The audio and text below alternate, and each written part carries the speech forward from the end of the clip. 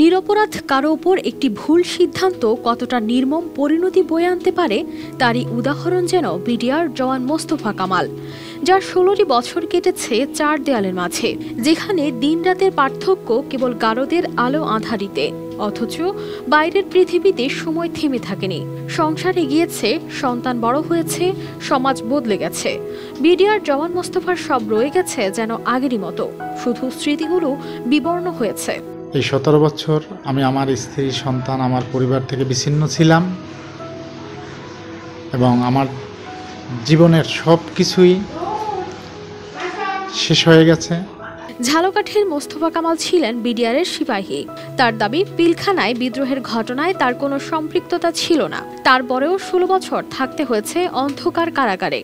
আমাদের জীবনটা যে কিভাবে গেছে এই ১৭টা বছর আমি এটা ভাষায় প্রকাশ করতে পারবো না। ঘটনা সম্পর্কে আমি পিলখানায় ছিলাম, ঘটনা সম্পর্কে আমি কিছু বলতে পারবো না, কারণ আমি এ সম্পর্কে আমি কিছুই জানি না এবং এটা কিভাবে কি ঘটছে এটা আমি বলতে পারবো না, এবং আমি কি দোষে যে ১৭ বছর জেল খাচ্ছি এটা আমি এখনো জানি না। স্ত্রী শাহানা পারভিন একাই লড়াই করেছেন দুই কন্যার ভবিষ্যৎ গড়তে। স্বামীর অবর্তমানে সংসারের ভার একা বহন করেছেন তিনি। জীবনের কঠিন বাস্তবতার সঙ্গে লড়াই করে শত প্রতিকূলতার মাঝেও বাঁচিয়ে রেখেছেন স্বপ্নকে। আমার বড় মেয়ে যখন আমার এই ঘটনায় আমি জেলে যাই, তখন আমার বড় মেয়ে ক্লাস 7-এ পড়ে, ছোট মেয়েটা নার্সারিতে পড়ে। বাবা ছাড়া আমার স্ত্রী ওদেরকে অনেক কষ্ট করে মানুষ করেছে। আমি তেমন কিছু আমার স্ত্রীর হাতে দিয়ে যেতে পারি নাই। ও অনেক কষ্ট করে ওদেরকে মানুষ করছে। আমার সয় সম্পত্তিও তেমন কিছু নেই। অবশেষে দীর্ঘ আইনি লড়াইয়ের পর জামিন পেলেন মোস্তফা কামাল। বাড়ি ফিরতেই কান্নায় ভেঙে পড়ে পরিবার। ১৬ বছরের যন্ত্রণার পর এটি যেন এক আবেগঘন মুহূর্ত। আমার রেজিমেন্ট নাম্বার ৫৬/৫৯। আমি ১৯৯১ সালের ডিসেম্বর মাসে বিডিআরের চাকরিতে জয়েন করি।